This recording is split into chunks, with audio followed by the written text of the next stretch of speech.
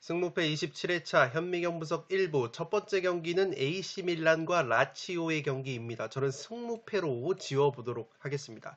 투폴만 가져가실 분들은 원정팀 라치오 사이드인 무패만 추천을 드리도록 하겠습니다. 통계적인 부분은 화면을 멈추셔서 구독자 여러분들이 확인을 해 주시기 바랍니다. 살롱 코멘트 분석 내용으로 빠르게 넘어가도록 하겠습니다.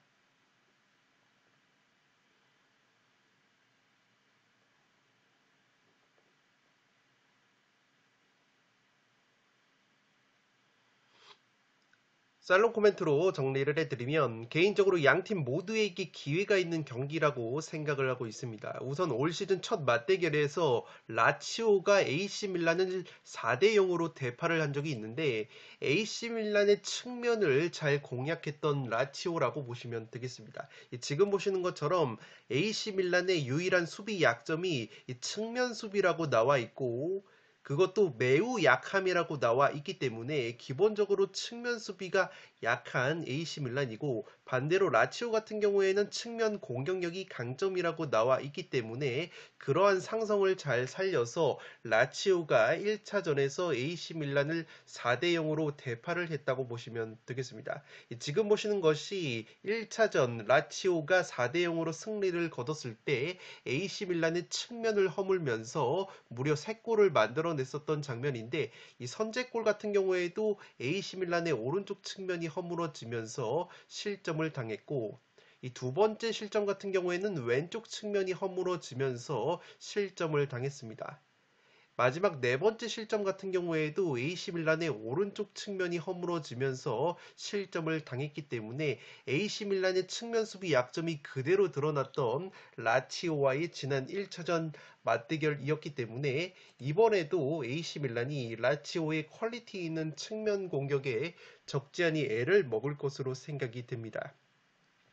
물론 당시에는 AC 밀란의 주전 왼쪽 측면 수비수인 테오 에르난데스 선수가 결장이 됐었다는 변수가 있었지만 너무나도 쉽게 라치오에게 측면을 허용을 했던 이 밀란이라고 보시면 되겠습니다. 다만 제가 밀란의 승리까지 굳이 받쳐가는 이유는 밀란에게도 한 방을 기대해 볼 수 있는 것이 지금 보시는 것처럼 AC 밀란이 세리에 A에서 카운터 어택 역습 득점이 7골로 가장 많은 팀이라고 보시면 되겠습니다.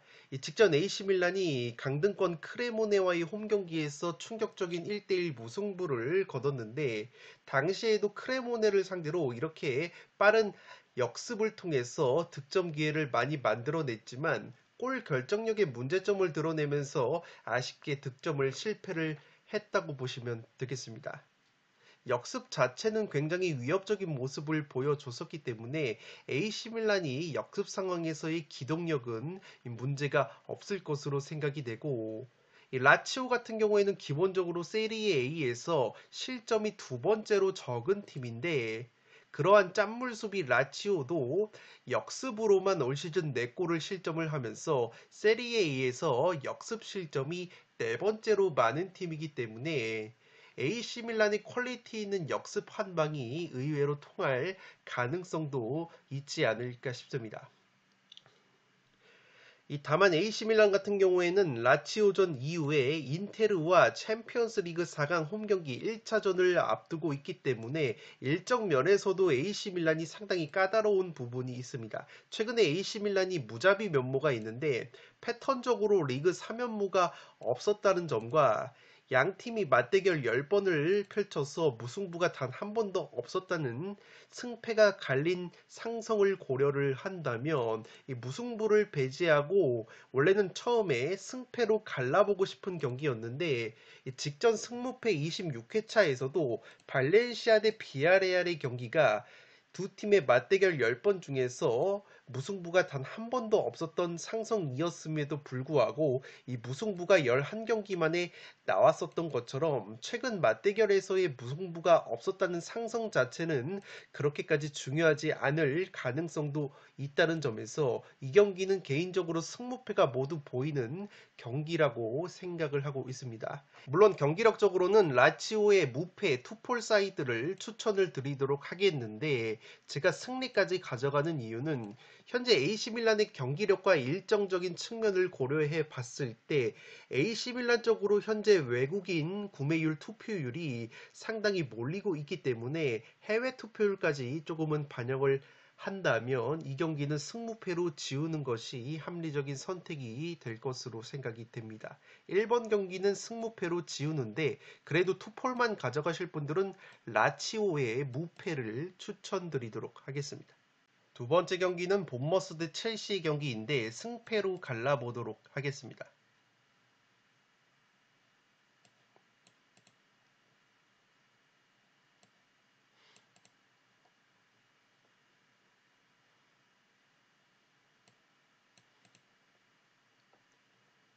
살롱 코멘트로 정리를 해드리면 이 경기는 첼시가 상당히 위험해 보이는 매치라고 보시면 되겠습니다. 먼저 첼시가 소방수로 부임한 램파드 감독 체제에서 6경기 6전 전패를 달리고 있을 정도로 감독 교체 효과가 전혀 없다고 보시면 되겠습니다. 특히나 6연패 과정 속에서 6경기 2골밖에 넣고 있지 못하는 빈공이 문제고 이 수비 상황에서도 6경기 12실점, 경기당 평균 2실점을 하고 있기 때문에 이 램파드 감독 체제에서 공수가 모두 문제라고 보시면 되겠습니다. 이 램파드 감독이 과거 에버튼 시절부터 고질적인 문제점으로 지적을 받던 것이 기본적으로 전방 압박을 추구하는 전술인데 이 전방 압박 시에 라인 간 간격 유지가 전혀 안 된다는 것이 이 뼈아픈 약점이라고 보시면 되겠습니다. 이 첼시에서도 이렇게 공격 중원 수비 라인 간의 간격이 너무 벌어지다 보니까 오히려 상대에게 역습을 허용하는 그림이 자주 그려지고 있습니다. 지금 보시는 것은 에버튼의 역습 실점 통계인데 올 시즌 프리미어리그에서 역습 실점이 9골로 가장 많은 팀이 에버튼이라고 보시면 되겠습니다. 제가 첼시가 아니라 에버튼의 통계를 들고 온 이유는 이 역습 실점 상당수가 램파드 감독이 에버튼을 이끌었던 시절에 당했던 역습 실점이라고 보시면 되겠습니다. 그만큼 에버튼 시절에도 이 라인 간의 간격 유지가 제대로 되지 않고 중원을 거치지 않는 축구를 구사를 하다 보니까 상대에게 사이 공간을 계속해서 허용을 하면서 특히나 이렇게 역습으로 실점을 하는 그림이 상당히 많았던 이 램파드 감독이라고 보시면 되겠습니다. 이 본머스 같은 경우에는 리그 5경기 4승 1패 굉장히 상승세를 타고 있는데 사실상 1부 리그 잔류가 거의 확정이 됐다고 보시면 되겠습니다. 이 본머스라는 팀이 기본적으로 선수단의 이 피지컬 자체가 굉장히 뛰어나고 공격 쪽에서는 공을 드리블로 운반을 하면서 빠르게 역습을 가져갈 수 있는 자원들이 생각 이상으로 많다고 보시면 되겠습니다. 물론 통계적으로 봤을 때 프리미어리그에서 역습 득점이 딱 한 골로 나오고 있는 본머스이지만 기본적으로 프리미어리그에서 이 다이렉트 공격 스피드가 네 번째로 빠른 것이 바로 본머스라고 보시면 되겠습니다. 지금 보시는 것처럼 이 다이렉트 스피드가 평균 네 번째로 빠른 것이 본머스이고 기본적으로 많은 패스를 가져가지 않고 빠르고 간결한 공격을 추구하는 본머스이기 때문에 이 첼시가 또다시 무리해서 압박을 가하면서 라인 간의 간격 컨트롤이 되지 않는다면 최근에 본머스의 상승세까지 고려를 해봤을 때 상당히 본머스의 역습에 애를 먹을 수 있는 매치라고 보시면 되겠습니다. 또한 첼시가 공격이 문제라고 말씀을 드렸는데 이 전형적인 9번 스트라이커가 없기 때문에 상당히 득점력이 떨어지고 있다고 보시면 되겠습니다. 램파드 감독이 직전 아스날전에서 울며 겨자 먹기로 공격수 오바메양 선수를 전격적으로 선발로 기용을 했지만 후반전 시작과 함께 바로 빼버렸기 때문에 사실상 오바메양 선수는 전력 외로 분류가 됐다고 보시면 되겠습니다. 이렇게 오픈 플레이 상황에서 공격력이 현저히 떨어지는 첼시이기 때문에 이 세트피스가 하나의 돌파구가 될 것으로 보이는데, 올 시즌 본머스가 프리미어리그에서 세트피스 실점이 무려 20골로 가장 많은 세트피스 실점을 하고 있는 팀이기 때문에 첼시 입장으로서는 이 세트피스가 이 절호의 기회가 될 것으로 보입니다.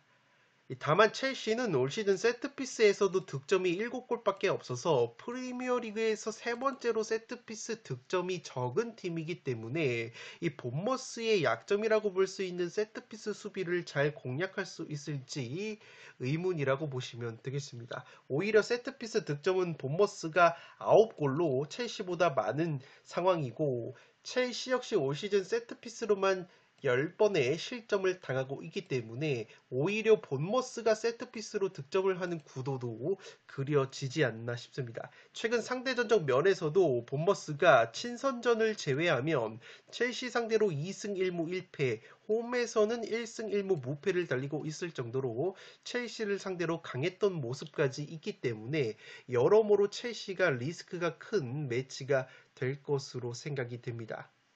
이 첼시로서는 과거 램파드 감독이 매우 잘 활용을 했었던 이선 자원인 메이슨 마운트라는 선수가 현재 부상으로 빠져 있는 점 역시 램파드 감독이 굉장히 부진한 원인 중에 하나라고 보시면 되겠습니다.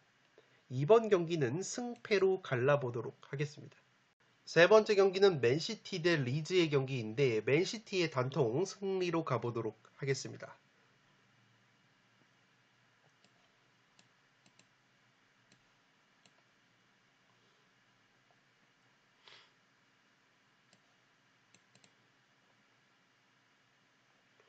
살롱 코멘트로 정리를 해드리면, 리즈가 4경기만 남겨둔 상황에서 그라시아 감독을 전격 경질을 했습니다. 이 프리미어리그 대표 소방수 감독으로 불리는 이 빅샘, 샘 엘러다이스 감독을 소방수로 선임을 한 리즈인데, 이 엘러다이스 감독 같은 경우에는 과거에 시즌 도중에 부임을 해서 일부 리그에 잔류를 시킨 경험이 상당히 많다고 보시면 되겠습니다. 2008년 블랙번, 2015년 썬덜랜드, 2016년에 크리스탈 팰리스, 2017년에 에버튼을 시즌 도중에 부임을 해서 모두 1부 리그에 잔류를 시킨 경험이 있는 엘러다이스 감독이라고 보시면 되겠습니다.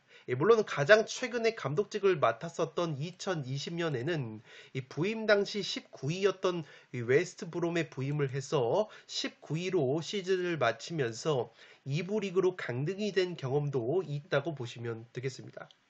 기본적으로 엘러다이스 감독이 풍부한 소방수 경험 그리고 특유의 카리스마로 선수단 장악 효과는 있을 것으로 보이는데, 이 엘러다이스 감독 특유의 선골군 축구가 현재 리즈에게 어울리는 축구인지는 조금은 의문감이 든다고 보시면 되겠습니다.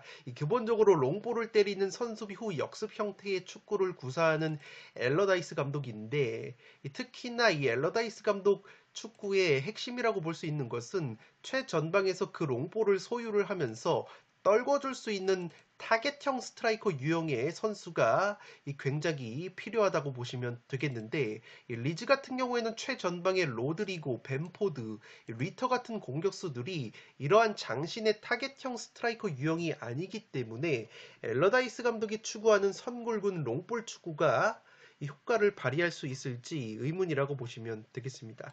또한 지금 보시는 것처럼 이 리즈 선수단이 올 시즌 내 경기당 평균 롱볼 횟수가 51회로 그렇게까지 많은 롱볼을 뿌리지 않는 성향이 있었던 선수단이기 때문에 갑자기 엘러다이스 감독 색깔의 롱볼 축구를 이식하기에는 이 시간이 굉장히 촉박할 수 있을 것이라는 생각이 들고 있습니다.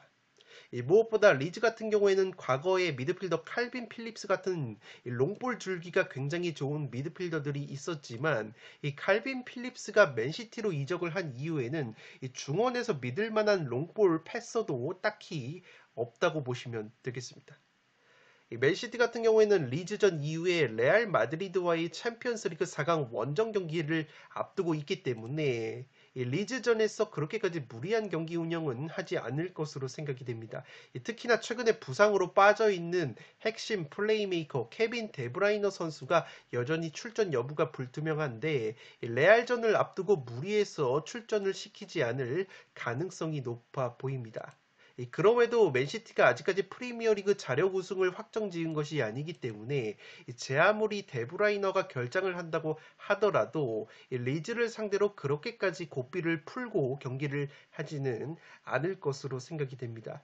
최근에 케빈 데브라이너가 2경기에서 결장이 되는데 그럼에도 맨시티가 2연승을 거두면서 변함없는 경기력을 유지하고 있고 무엇보다 모든 대회 10경기에서 17골을 넣고 있는 맨시티의 공격수 홀란 선수의 컨디션이 상당히 좋다고 보시면 되겠습니다.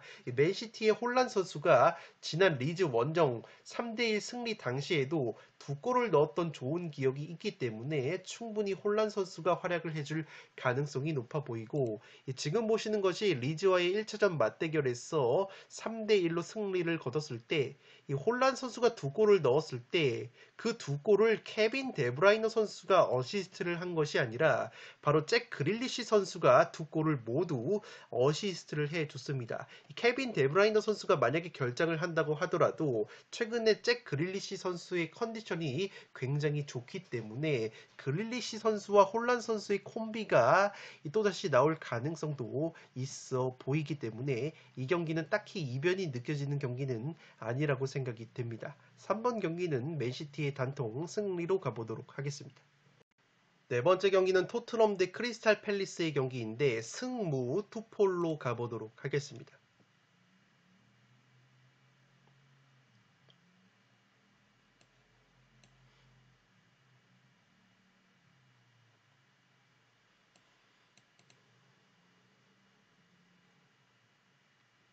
살롱 코멘트로 정리를 해드리면 이 경기는 현재 토트넘 쪽으로 투표율이 너무 몰린 듯한 느낌도 들고 있습니다. 최근에 크리스탈 팰리스가 호지슨 감독이 소방수로 부임한 이후에 리그 6경기에서 무려 4승 1무 1패의 성적을 보여주면서 사실상 1부 리그 잔류를 확정을 했다고 보시면 되겠습니다. 이 6경기에서 13골을 넣으면서 굉장히 좋은 공격력을 보여주고 있는 호지슨 감독 체제에서의 크리스탈 팰리스인데 이 눈에 띄는 것은 호지슨 감독 같은 경우에는 이 전임 비에이라 감독 시절보다 확실하게 패스 숫자를 줄이면서 동시에 크리스탈 팰리스 선수들의 개인기를 10분 활용한 이 측면 공격으로 재미를 톡톡히 보고 있다고 보시면 되겠습니다. 실제 호지슨 감독 부임 이후에 프리미어리그에서 가장 많은 드리블 돌파를 성공을 시키고 있는 팀도 이 크리스탈 팰리스라고 보시면 되겠습니다.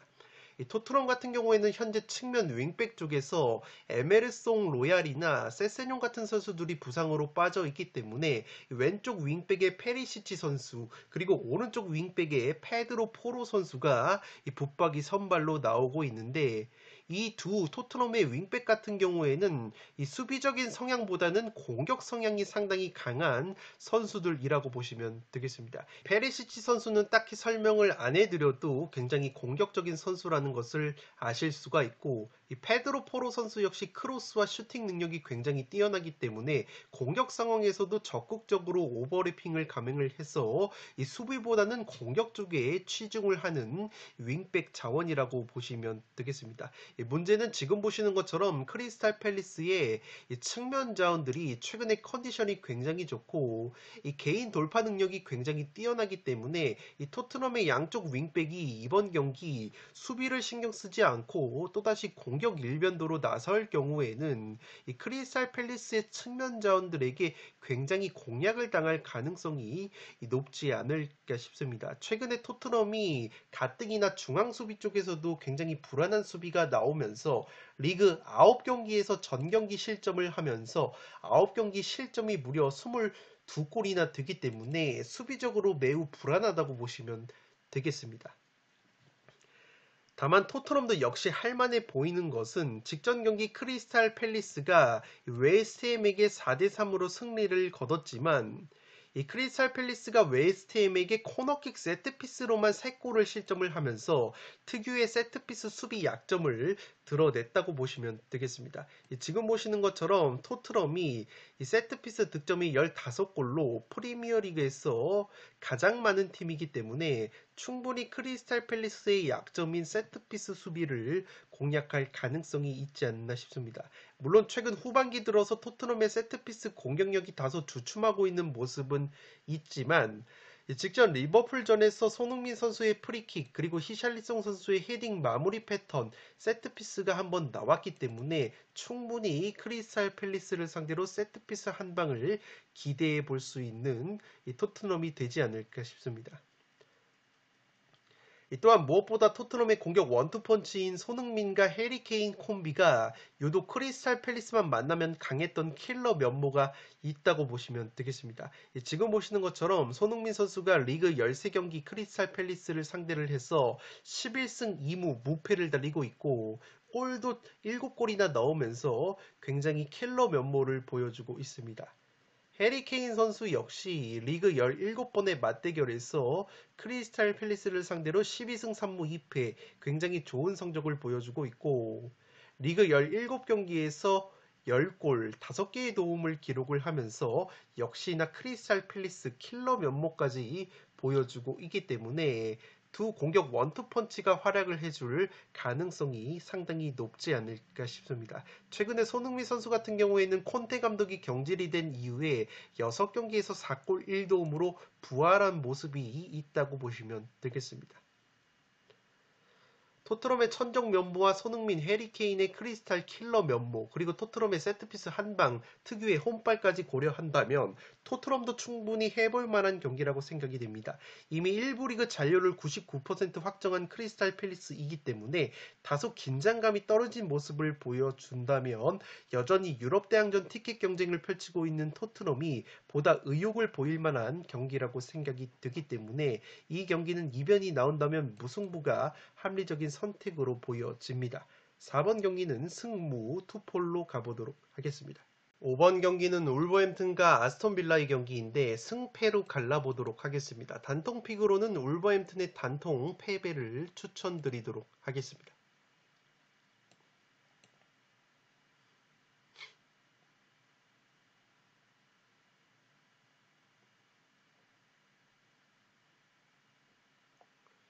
살롱 코멘트로 정리를 해드리면 최근 경기력과 기세만 놓고 보면 아스톤빌라 쪽이 유리해 보이는데 몇 가지 변수는 있다고 보시면 되겠습니다.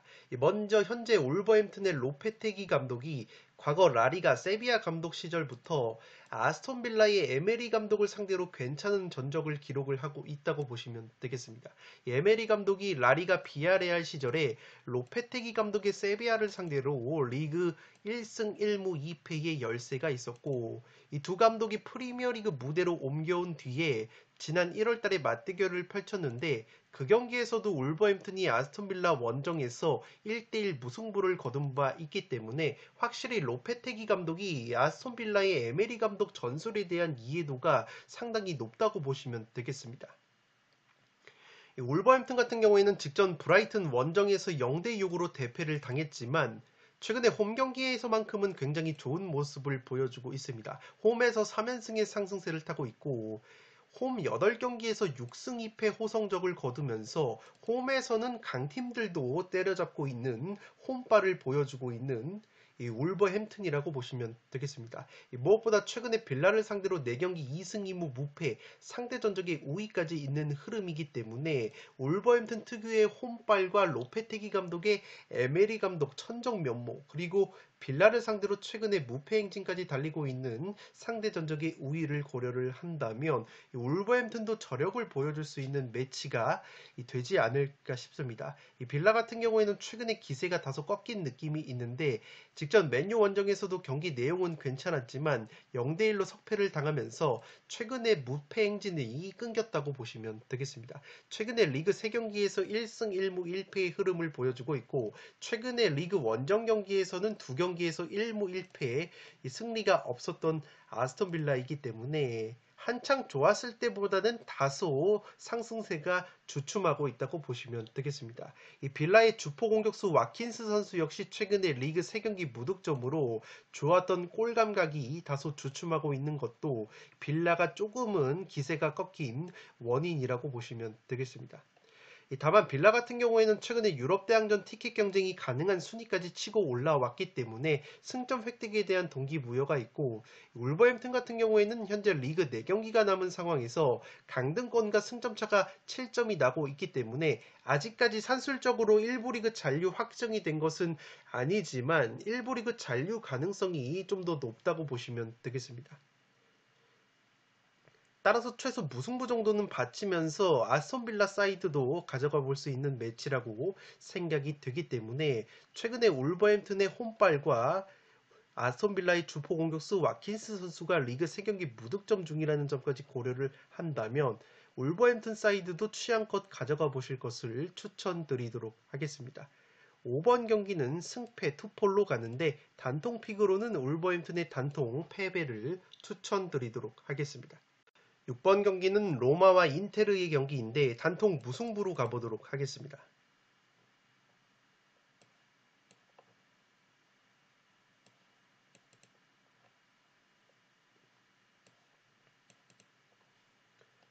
살롱 코멘트로 정리를 해드리면 로마로서는 수비의 스몰링, 공격의 디발라 선수가 복귀 가능성이 높은 것은 상당히 고무적이라고 할 수 있겠습니다. 이 두 선수가 직전 경기에 벤치에 이름을 올렸고 무엇보다 지난 인테르 원정 2대1로 승리를 거뒀을 때 이 스몰링과 디발라 선수가 나란히 득점을 했었던 로마이기 때문에 이 두 선수가 부상에서 돌아올 수 있다면 상당히 고무적이라고 할 수 있겠습니다. 로마 같은 경우에는 최근에 세리에2 홈 10경기에서 7승 2무 1패 특유의 홈발을 보여주고 있고 올 시즌 세리에2에서 홈 경기 최고 짠물 수비를 보여주고 있다고 보시면 되겠습니다. 그만큼 로마가 열성적인 홈팬들 앞에서는 굉장히 좋은 경기력을 보여주고 있고 반대로 인테르 같은 경우에는 올 시즌 세리에2 원정 경기에서 실점이 홈보다 15골이나 증가가 되는 부분이 있기 때문에 인테르는 확실히 원정에서 수비력과 경기력이 떨어진다고 보시면 되겠습니다. 최근에 인테르가 그래도 모든 대회에서 4연승을 거두면서 상승세를 타고 있는데 그 상승세의 중심에는 공격수 라우타로 마르티네즈 선수가 있다고 보시면 되겠습니다. 이 인테르의 라우타로 선수가 최근에 모든 대회 5경기에서 6골 2도움으로 맹활약을 해주고 있기 때문에 이 라우타로 선수의 활약이 관건이라고 보시면 되겠는데 지금 보시는 것은 라우타로 선수가 세리에 A에서 로마를 상대를 한 통계라고 보시면 되겠는데 8경기에서 2승 5무 1패 무승부가 굉장히 많았었고 이 라우타로 선수가 로마를 상대로는 리그 8경기에서 한 골에 그치고 있기 때문에 굉장히 로마만 만나면 작아졌던 인테르의 라우타로이기 때문에 이러한 점은 상당히 변수라고 보시면 되겠습니다.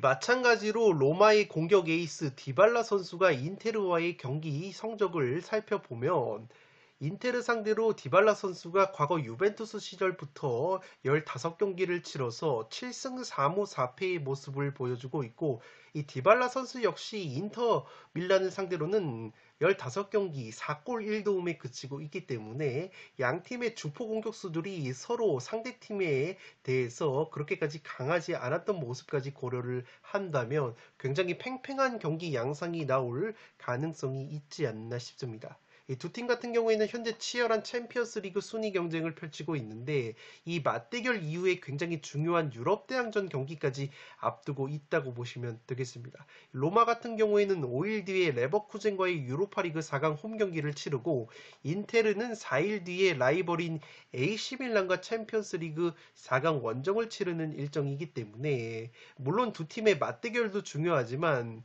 다음 유럽 대항전 경기 일정 또한 상당히 중요하기 때문에 양 팀이 굉장히 신중한 경기 운영을 할 가능성도 있지 않을까 싶습니다.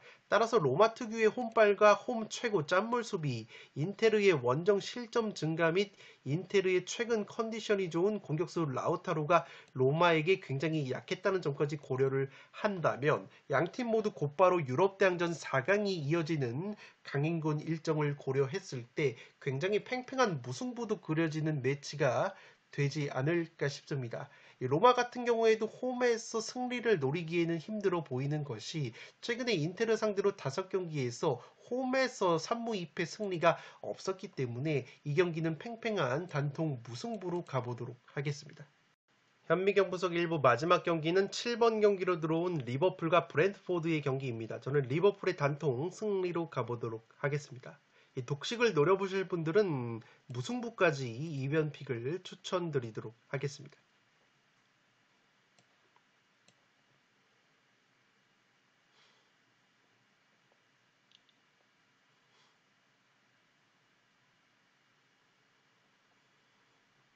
살롱 코멘트로 정리를 해드리면 올 시즌 첫 맞대결에서 브랜트포드가 홈에서 주포 공격수 아이반 토니가 결장을 했음에도 불구하고 리버풀을 3대1로 완파했던 좋은 기억이 있다고 보시면 되겠습니다. 당시에 주포 공격수 토니 선수가 결장을 한 상황에서 브랜트포드가 리버풀 수비 뒷공간을 노리는 효율적인 역습을 통해서 홈에서 완승을 거뒀다고 보시면 되겠습니다.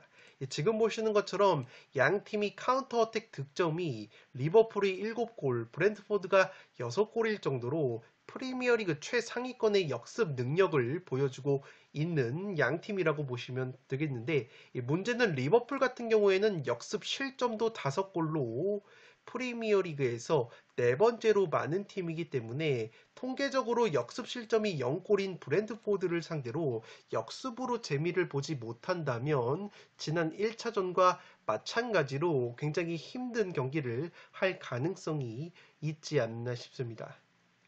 다만 기본적으로 리버풀은 올 시즌 홈구장인 안필드에서 12승 3무 1패 극강의 홈발을 보여주고 있고 최근 리그 7경기 5승 2무 무패를 달리면서 유럽 대항전 티켓 경쟁에 가세를 했기 때문에 승점에 대한 동기부여가 브랜트포드보다도 더 많다고 보시면 되겠습니다.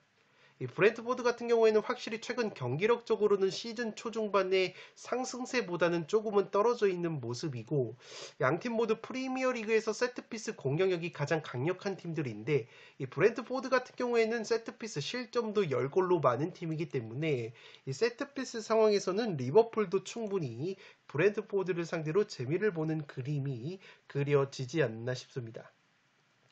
최근에 리버풀의 상승세를 이끌고 있는 것은 측면 수비 자원인 알렉산더 아놀드 선수가 공격 상황에서는 중앙 미드필더처럼 활약을 하면서 특유의 패스를 통해서 어시스트를 양산을 하고 있습니다. 이러한 상황에서 브랜트포드의 핵심 수비형 미드필더인 네르고르 선수가 최근에 부상으로 빠져 있기 때문에 중원에서의 수비력이 약화가 된 것은 이 브랜트포드에게는 악재라고 보시면 되겠습니다. 다만 제가 이변픽으로 무승부까지 추천을 드리는 이유는 이미 브랜트포드가 시즌 첫 맞대결에서 에이스 공격수 토니 선수가 결장을 한 상황에서도 리버풀에게 3대1로 완승을 거뒀다는 점, 브랜트포드가 올 시즌 프리미어리그에서 무승부가 가장 많은 무잡이라는 점, 그리고 올 시즌 강팀 킬러 면모까지 고려를 한다면 이 무승부는 충분히 독식픽으로 노려볼 수 있는 이변픽이라고 생각이 됩니다. 이 브래드포드가 올 시즌 이른바 빅6라고 불리는 강팀들 맨시티, 아스날, 맨유, 토트넘, 뉴캐슬, 리버풀을 상대로 3승 3무 4패의 성적을 보여주고 있고 첼시를 상대로는 1승 1무 무패를 기록 중이기 때문에 체급이 높은 강팀들을 상대로 굉장히 끈적한 경기력을 보여준다는 점에서 이 경기는 이변픽으로 무승부까지 추천을 드리도록 하겠습니다. 7번 경기는 리버풀의 단통 승리로 가는데 투폴 추천으로는 승무를 추천드리도록 하겠습니다.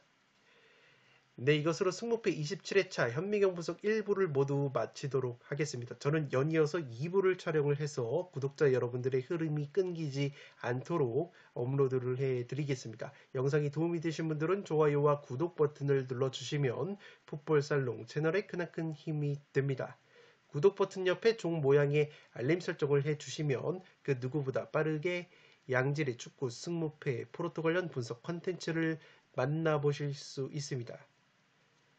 지금까지 풋볼 살롱이었습니다. 감사합니다.